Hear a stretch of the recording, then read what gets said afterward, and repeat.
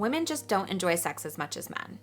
We've all heard this before, right? But what if I told you that this stereotype is not only outdated, but flat out wrong? Well, welcome to today's video where we're going to be breaking down one of the most stubborn myths about female sexuality and how societal expectations have shaped our understanding. And this is not just based on my opinion and my experience as a sex therapist, but we're going to also be basing this on science and science that looks at cultural factors as well, because I really want to drive home the point that this myth is outdated and wrong.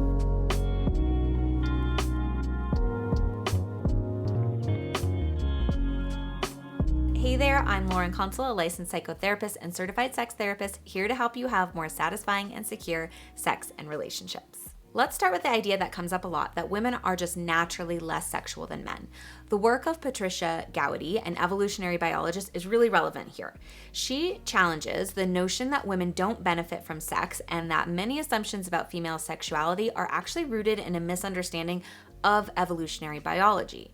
Now, traditional evolutionary theories often paint women as choosier than men when it comes to mates, primarily due to reproductive costs. A woman can only carry one fetus at a time, and that's over a longer period of time. However, Gowdy's work suggests that women, like men, can actually derive a lot of benefits from mating with multiple partners. So this can be increased genetic diversity, increased likelihood of getting pregnant, more opportunities for community support if multiple partners think that they could potentially be the father, as well as social bonding. Now take that and combine it with studies by Lisa Diamond that show that women's sexual desires are much more fluid than we've been led to believe. Women's orientation and desires shift over time, which are influenced by social context and relationships. And this is different than men's sexual desires. Now, this research by Lisa Diamond really challenges the static binary views of sexuality for women. Women's desires are dynamic, and often it's not that they lose interest in sex itself, but rather in the sex that they're having, because research has also shown that men's sexuality tends to be less fluid and requires less variety to maintain interest. So a male partner in a long-term relationship may just be satisfied with having sex, even if it's the same sex, repeatedly, and a woman may lose interest in that because there is much more variety and fluidity to their sexuality. So again, it's not that they're losing interest in sex, it's just the sex that they might be having is not interesting to them anymore. Then there's the clitoris.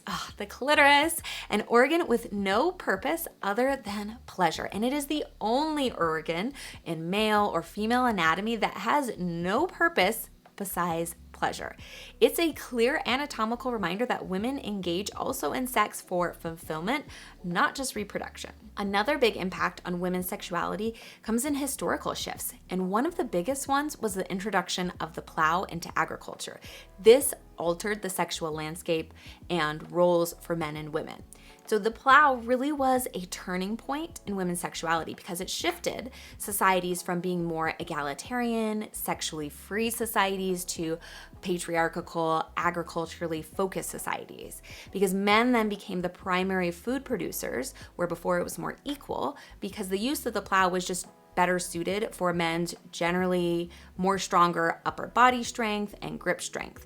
So when the men were out using the plow, women tended to go inside taking care of the home and children, where this wasn't the case before. And because of this, there was a huge impact on women's economic roles. It diminished, and their sexuality started to become more tightly controlled to ensure inheritance of property and legitimate heirs. And this shift really led to the rise of monogamy and the policing of women's sexual behavior, reinforcing double standards that still exist very deeply today. As Wednesday Martin, she explains all of this in detail in her book Untrue, which I really recommend if you want to learn more about this, that this change really cemented the patriarchal norms around women's sexuality, where control over their bodies became tied to property and wealth. Now, if women enjoy sex just as much, why has this myth so persisted? One reason is double standards. There's fear of judgment, reputational damage, economic impact, violence. often keep them silent or suppressing. Cultural norms, media, religion have also played a role in suppressing women's sexual expression, not necessarily desire, because we see women who have a high sexual desire as sluts or weird or deviant, or they're not fit to be in society or be mothers or be partners or whatever it is. So if that's the kind of stuff you're going to be facing, you're not going to be very expressive with your sexual interests and desires. You are more likely going to be downplaying that to fit in a more passive and acceptable role.